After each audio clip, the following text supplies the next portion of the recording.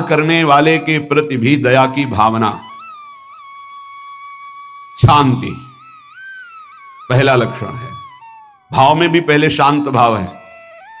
हमारे ऊपर श्री हरिजू की कृपा है, इसकी पहचान ये 8 लक्षण। पहला शांति, अर्थात घोर अपराधी के प्रति भी गुस्सा ना आना, क्षमा करना, यह हरि की कृपा का लक्षण है। देख लो भाई, घोर अपराधी शब्द तो जाने दो, जरा सा प्रतिकूल हो जाए तो लाख समझाओ पर भ्रकुटी तनी रहती है। ईर्ष्या, द्वेष, मात्सर्य, द्रोह, ये उपासक के हृदय की विषय नहीं, ये तो गंदे विषयी पुरुषों के हृदय के लक्षण हैं।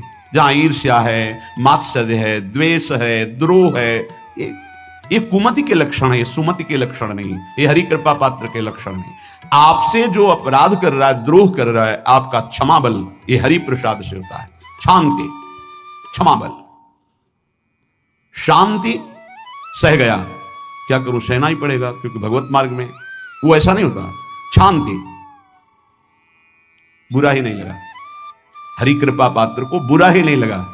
उमा संत के यही बड़ाई, मंद करत जो करे भलाई, ये सीधा शांति की व्याख्या है।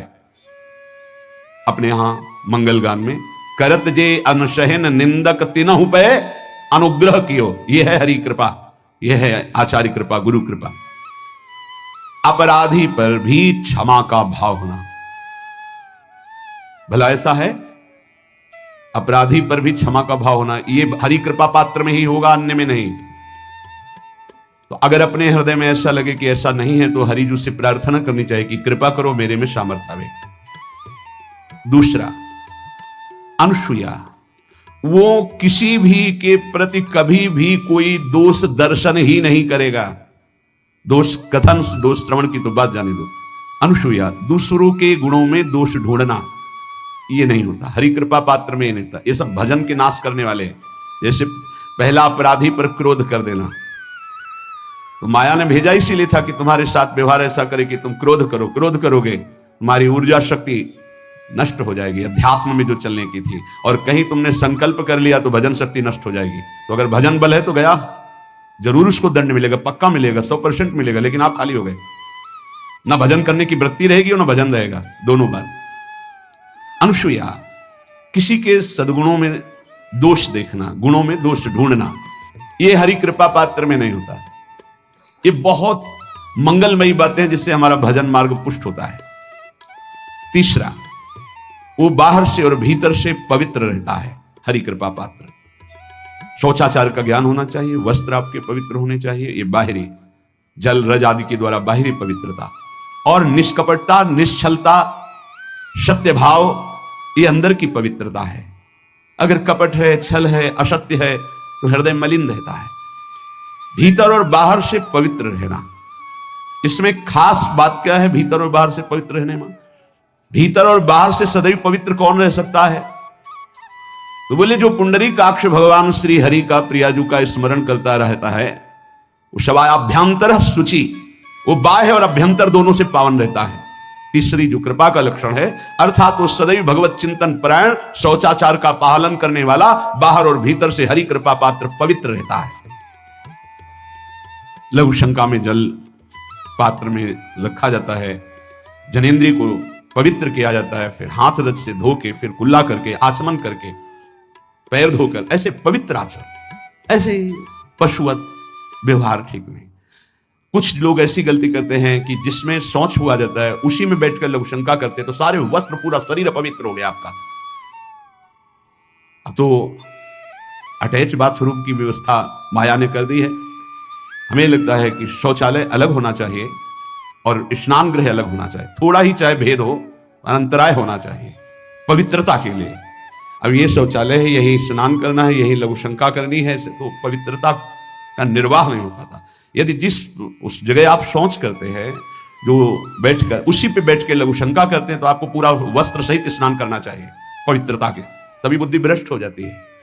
आपको मंत्र का निरंतर चलना ये कठिन पड़ जाएगा। पवित्रता का निर्वाह करो। देह राग मिटने के बाद एक स्थिति आती है, अवधूत स्थिति, उसमें फिर शरीर की पवित्रता का कोई संबंध नहीं रह जाता। पर अभी तो संबंध है ना देह भाव से, तो बहुत हो से, लघु शंका ऐसे करें कि आपके पैरों में वस्त्रों में छिट्टी ना पड़े, पवित्र रहें। हर समय हमें पवित्र मंत्र जपना है, नाम जपना है, श्री की सेवा में रहना है। बहुत जल्दीबाजी खड़े खड़े लघु शंका की छिट्टी आप पढ़ रहे हैं बस ऐसे चल दिए, वो पशुवत आचरण भगवत मार्ग में नहीं चल पाओगे। वो अंदर तुम्हारे व्याकुलता पैदा करता रहेगा भोगों की, संसार की। शौचाचार का बहुत बड़ा फल है, शरीर राग छूट जाएगा। ये बात समझ लो, शरीर राग छूट जाएगा। शरीर संबंधी पवित्रता शरीर राग छुड़ा देती है, आंतरिक रहस्य है ये। चौथा, ऐसे कार्यों का अनुष्ठान न करें जिनमें हमारा भजन छूटता है, जिनमें सत्य छूटता है, जिनमें भगवत भाव छूटता है। जैसे आपके ऊपर कृपा हुई, आप भगवत मार्ग में चल रहे हैं, अब आप ऐसे संसारिक कार्यों का अनुष्ठान कर रहे हैं जिनमें आपकी चित्तवृत्ति बिल्कुल भगवत विमुख हो रही, तो जीवन का लाभ क्या होगा? लाभ तो है भगवत स्मरण सहित। इसी की मानो टीका है, छठदम शील विरत बहु कर्मा, निरत निरंतर सज्जन धर्मा। शीलवान और ऐसे कर्मों से विरत जिनसे भगवत विस्मरण होता है, जो सज्जन पुरुषों के द्वारा धर्मानुष्ठान होते हुए उन्हीं का अनुष्ठान, ऐसे कर्मों में ना जाए जिससे भगवत विस्मरण होता है। जैसे कल एक ने प्रश्न किया कि मैं खाता तो नहीं लेकिन मांस की दुकान में मांस बेचता हूं, होटल आदमी, क्या उचित है? ये उचित कैसे हो सकता है? तुम और भी तो व्यापार कर सकते हो। जरूरी है धर्म का पालन करने की इच्छा करते हो, धर्म आचरण करते हो, ऐसा नहीं। तो विरत बहुकर्मा, उन कर्मों से हमें विरत रहना है जो हमारे धर्म के विरुद्ध है, जो भजन के विरुद्ध है। हरि कृपा पात्र ऐसे कर्मों का अनुष्ठान कर ही नहीं सकता। और शारीरिक श्रम इतना जिससे हमारा भजन का तार ना टूटे। जब भजन का अभ्यास किया जाता है तो हर कार्य को सुचारू रूप से करते हुए एकाग्रता भजन में रखी जाती है। हम वो कार्य जल्दी से कर ही नहीं सकते जिसमें भजन छूट जाए और कार्य पूरा हो। नहीं, हम कार्य करेंगे, हमें छोड़ दीजिए, हम अपने चिंतन से युक्त होते हैं बिल्कुल कार्य करेंगे। जैसे कई साधक हैं, उपासक हैं, बड़े अच्छे उपासक हैं, उनको आप कार्य दीजिए कि आप पानी गर्म कर दीजिए, पात्र बहुत सुंदर साफ होगा, पानी बहुत गर्म, लेकिन आप कह दीजिए कि 5 मिनट में गर्म करके ले, तो उनसे असंभव नहीं होगा। छोड़ दीजिए उनको आप, वो मतलब ऐसा कार्य करेंगे प्रशंसनीय, पर वो समय से। उनका एक सिद्धांत है, बहुत अच्छा लगता है, और अपने को पता है कि इससे जल्दीबाजी नहीं होनी। पात्र मार्जन करना है, छोड़ दीजिए, आप उसको टोकिएगा नहीं, आप जल्दी मान के, उससे नहीं होने वाला। वो तनिक भी दोष नहीं रहने देगा पात्रों में, पर समय दीजिए, आराम आराम शुक्र। हमें अच्छा लगता है। भगवत चिंतन परायण उपासक की यही वृत्ति होती है। पोछा लगाना है, बिल्कुल बढ़िया लगेगा, लेकिन आपको सर से घुमा दे वैसा नहीं होगा। आप छोड़िए और जाइए, हटिए, और वो अपने ढंग से लगाएगा और एकदम क्लीन करके। यही उपासक का लक्षण होता है। जो कार्य करेगा सांगोपांग करेगा, पर वो बहुत मस्ती से होगा क्योंकि उसका भगवत चिंतन चल रहा है। अधिक ऐसे जिससे हमारा चिंतन छूट जाए, थोड़ा संयम में आना चाहिए। ये भगवत कृपा पात्र का लक्षण है। अपने भजन का फल देखना भगवत कृपा पात्र की, सबको प्रदान कर देना। हिम्मत है, अपने भजन, इतनी मेहनत से किया हुआ भजन, भजन होने के बाद हे प्रभु इस भजन का फल हो, सर्वे भवन्तु सुखिना सर्वे सन्तु निरामयः। यहां तो कहते महाराज एक माला रोज आपके लिए करता हूं कि आपकी बीमारी ठीक रहे, तो शेष किसके लिए करते हो प्रभु? शेष है, अगर इष्ट और गुरु के लिए तुम्हारा है कि एक माला करते तो फिर इतनी माला करते तो हमें क्या होगा? सब आपको दे देंगे तो हमें क्या होगा? तभी भजन का रहस्य नहीं जाना। सबके मंगल के लिए अपने भजन को समर्पित कर देना। देखो भाई भजनानंदी, भजन में अरुचि होने लगेगी? नहीं होने लगेगी। सुबह से शाम तक पसीना चुआए हम और भजन का फल दे दे सबको, तो इसका रहस्य बताते हैं। सबको जे भी कहा सर्वे भवन्तु सुखिना, तो सर्वत्र विराजमान भगवान वही पलट कर अनंत रूपों में आपके ऊपर बरस पड़ेंगे। ये आंतरिक रहस्य है। हमने जो भजन किया वो एक सीमा में था, जब हमने संपूर्ण विश्व को दे दिया तो असीम बनकर वापस हुआ। ये भाव न समझ में, अगर ये भाव लगे तो एकदम लगे हम अपना भजन क्यों दे दें सबको? उस सर्वात्मा में विराजमान जो हमारा प्रभु है उसी को समर्पित कर, सर्वे भवन्तु सुखिना। तो वो सब पलटकर सब जगह से वापस आया, सबका आशीर्वाद आया और वो महान बनता चला गया। ये लाभ है, आंतरिक लाभ है। अगर तुम्हारा भाव ऐसा न बनता हो तो आप प्रभु को तो अर्पित करते ही है ना, तो वही प्रभु सब में विराजमान है। ऐसा भाव करके सर्वात्म स्वरूप भगवान को हमारा भजन समर्पित है, सब रूपों में प्रभु विराजमान है। ये हरि कृपा पात्र का लक्षण चल रहा है। और छठवां, अपने भजन से अपने लिए कुछ भी ना चाहना, और दूसरों की तो बात जाने दो, दूसरों से कुछ ना चाहना ये तो ठीक है, अपने भजन से अपने लिए कुछ ना चाहना है हिम्मत। देखो ये हरि कृपा पात्र में हिम्मत होती है। अपना भजन अपने प्रयोग में ना लाना, इसका भी आंतरिक रहस्य है। अपने प्रयोग में आप शरीर को लेकर के बोलेंगे, अगर स्वरूप को लेकर तो प्रयोग की कोई वहां जरूरत ही नहीं, स्वरूप पूर्ण काम है, वहां कोई अभाव नहीं। जब आप कोई भाव अपने लिए करेंगे तो देह भाव होगा, देह भाव से किसी विषय की मांग होगी। विषय पूर्ति भजन का फल नहीं होता, भजन का फल होता विषय निवृत्ति। बहुत जोर की बात है, कैसे समझ रहे? अपने भजन का भी फल अपने लिए नहीं, दूसरों से कुछ चाह रखना तो बात ही जाने दो, भजन से भी कोई अन्य सुख की चाह नहीं हुई। क्या चाहिए? भजन ही बनता रहे, भजन का फल भजन बनता रहे, खूब निरंतर जप करते रहे। सातवां, किसी भी मान सम्मान कीर्ति पद प्रतिष्ठा के मिलने पर हृदय का असंतुष्ट हो जाना, यह हरि कृपा पात्र का लक्षण होता है। प्रणाम नमस्कार जय हो तो हृदय में असंतुष्ट हो जाना चाहिए। कोई किंचन मात्र अभिमान न उदय हो जाए। प्रभु बचाओ, ये माया की चकाचौंध से बचा लो नाथ। कौन सा अपराध बन गया कि आपकी जय की जगह यहां हमको ऐसा सुनना पड़े। जैसे एक बार महापुरुष जन कह रहे थे कि जब गुरुजन बड़ाई करने लगे सामने शिष्य की, उसको ग्रीवा झुका लेनी चाहिए, पश्चाताप करना चाहिए कि कोई गलती हो गई, आज हमारे गुरुजी ने हमारी बड़ाई कैसे कर दी, इसका मतलब कोई दोष बन गया, कोई गलती हो गई, और प्रार्थना करना चाहिए कि क्षमा कीजिएगा महाराज, अगर कोई गलती हो तो दंड दीजिएगा, लेकिन ये दंड मत दीजिएगा कि आप हमारी प्रशंसा कर रहे, भगवान इससे बड़ा और कोई दंड नहीं हो, ऐसा महसूस होना चाहिए। सम्मानम कलयाति घोर गरलम, ये हरि कृपा पात्र का लक्षण है। नीचापमानम सुधा, नीच पुरुषों द्वारा किया हुआ अपमान अमृत के समान लगे और सम्मान विष के समान लगे। मान प्रतिष्ठा कीर्ति जिसके लिए बड़े बड़े लालायित रहते, हरि कृपा पात्र को विष की तरह चुभती है। और आठवां, किसी भी प्राणी समुदाय से संबंध ना रखते हुए सब पर दया की भावना, सब पर कृपा की भावना, सब पर करुणा मैत्री पर किसी से ममता नहीं। यह सूत्र बहुत व्यवहार में प्रयोग करने योग्य है। सबसे करुणा और मैत्री पर किसी से ममता नहीं। करुणा तो करी भरत जी ने, मैत्री भी की मृग से, पर ममता रहित नहीं रहे। ममता कर ली तो अगला जन्म हिरण का हो गया। ममता नहीं रखनी। निर्ममो निरहंकारा, करुणा मैत्री तो करनी है, जैसे इसमें आदेश है, गीता में भी आदेश है, अद्वेष्टा सर्वभूतानां मैत्रः करुणैव च, पर निर्ममो निरहंकारा, ये साधक की चतुरता है। प्राणी मात्र पर दया कृपा करुणा मैत्री, पर ममता नहीं। ममता किसी से, और यहां करुणा मैत्री ये तो गायब हो गई, केवल ममता रह गई है। अपने शरीर से ममता, शरीर संबंधियों से ममता, विषय भोगों से ममता, यही जहर है। संबंध में ये ममता ही जहर है, विचारों में अहंकार जहर है, कर्मों में ये आसक्ति जहर है। इसी जहर को मिटा दे तो जीवन मुक्त महापुरुष कर्म करते हुए, विषय सेवन करते हुए, वार्ता करते हुए, विचार करते हुए, बिल्कुल जहर रही तो उसका जीवन हो गया। तो ये 8 बातें हरि कृपा पात्र में होती हैं, इनको बार बार सुनना और हृदय में धारण करना।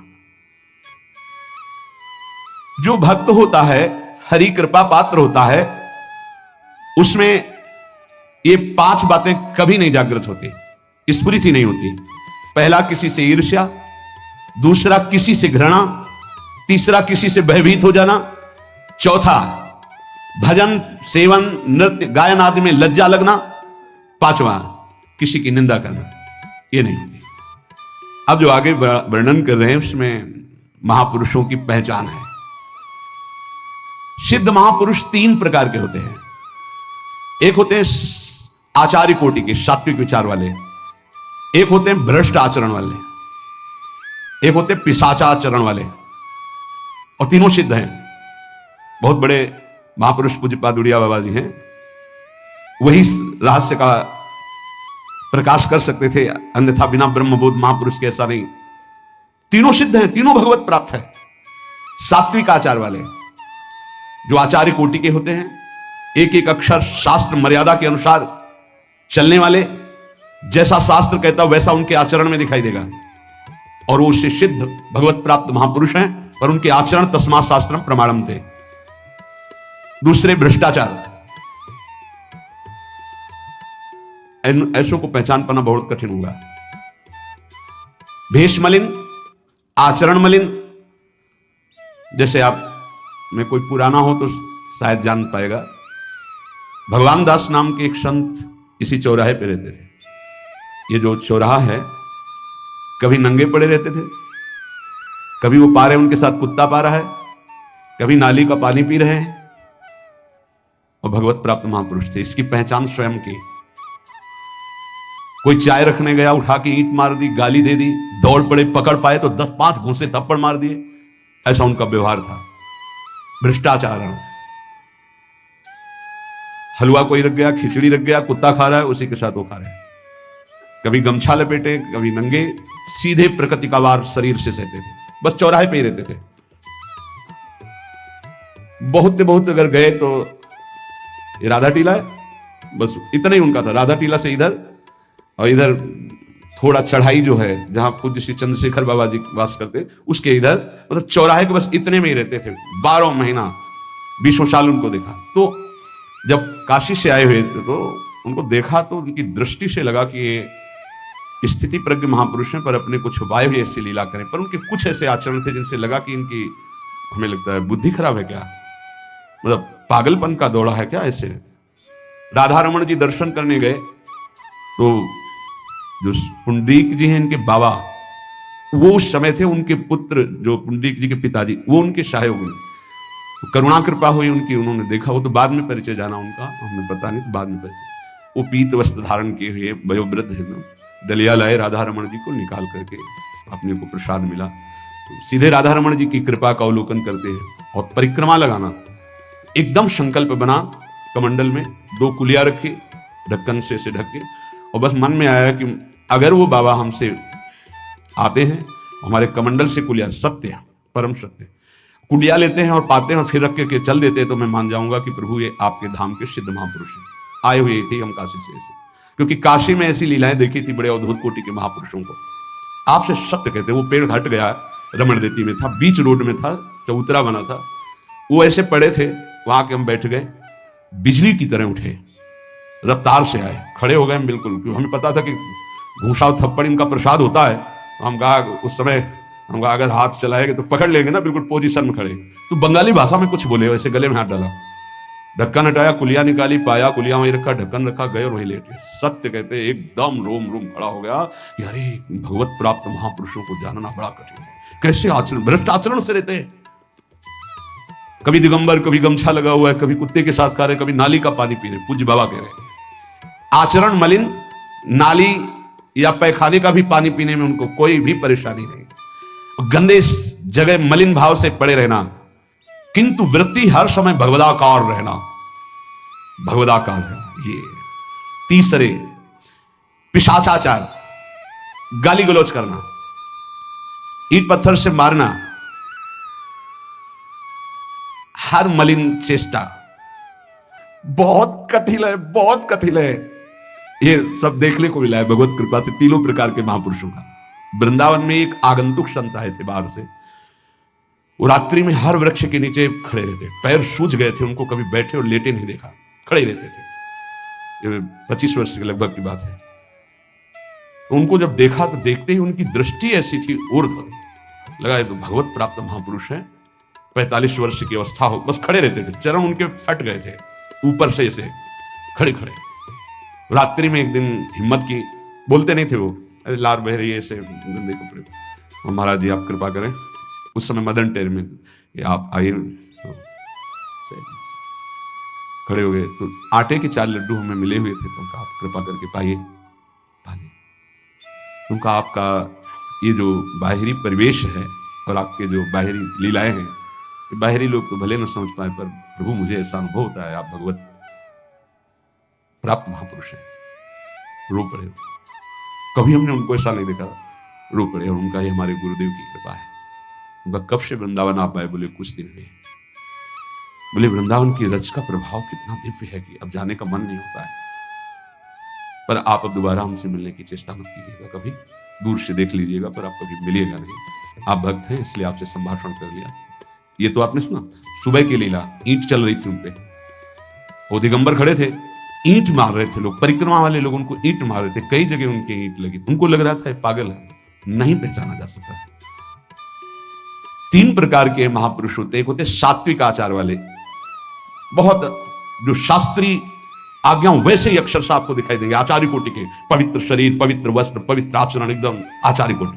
दूसरे एकदम भ्रष्ट आचरण, समझ ही नहीं सकते आप। तीसरे पिशाच की तरह, समझ ही नहीं सकते उनको। अब लाभ होता है केवल पहले वाले से, सात्विक, तस्मात् शास्त्रम प्रमाणम थे, इससे जनता का लाभ होता है। इन 2 से विशेष हानि हो जाती है, क्योंकि इनके आचरण ऐसे होते हैं, साधु अवज्ञा तुरंत भव, बहुत जल्दी विनाश होता है ऐसे महापुरुषों के अपमान से। सात्विक महापुरुषों के नहीं, अगर उनसे अपमान भी हो जाएगा तो क्षमा करेंगे वो सब। इनको न क्षमा से मतलब है, न पिटाई से मतलब है, इनकी दैवी शक्ति तुम्हारा नाश कर देगी। ऐसे से बहुत, क्योंकि इनको समझ में नहीं आएगा ना। काशी में भी देखा, कुल्हड़ चल रहे हैं सब, और ब्रह्माकार वृत्ति, लोग समझ नहीं पा रहे हैं, चाहे कि कुल्हड़ जमाए मार रहे हैं उनके ऊपर। ऐसे किया, बिल्कुल जो चर्म है प्रकृति को सहते सहते भैंसे का जैसे हो गया मोटा एकदम, और उनके ऊपर मार पड़ रही है, वो मुस्कुरा रहे हैं, चल रहे हैं। उनका गजब हो गया, ब्रह्माकार स्थिति महापुरुष के सामने, ऐसे कुछ समझ ही नहीं पाता। तो कह रहे हैं ऐसे भक्तों से प्रायः सबकी हानि हो जाती है, क्योंकि समझ पाते नहीं कि स्थिति क्या है, और जब उनका अपमान करते हैं, उनको मारते हैं, पीटते हैं, उनका सर्वनाश हो जाता है। वो करते नहीं है, उनका प्रभाव कर देता है, पर सात्विक महापुरुषों से किसी का मंगल नहीं होता। इसलिए समाज का परम मंगल शास्त्र के द्वारा आचरण किए हुए जो सिद्ध महापुरुष हैं उनसे होता है। ये 2 प्रकार के महापुरुष जो होते हैं, कई तरह से हानि हो जाती है, आप समझ ही नहीं पाएंगे, आप अपमान कर देंगे, अनिष्ट हो जाएगा आपका, क्योंकि यहां ना क्षमा है ना दंड है, दैवी शक्तियां उनकी सुरक्षा में लगी हुई, वो सर्वनाश कर देंगी। इसलिए बाबा परिचय बता रहे हैं कि अगर तो इनको पागल ना समझा जाए,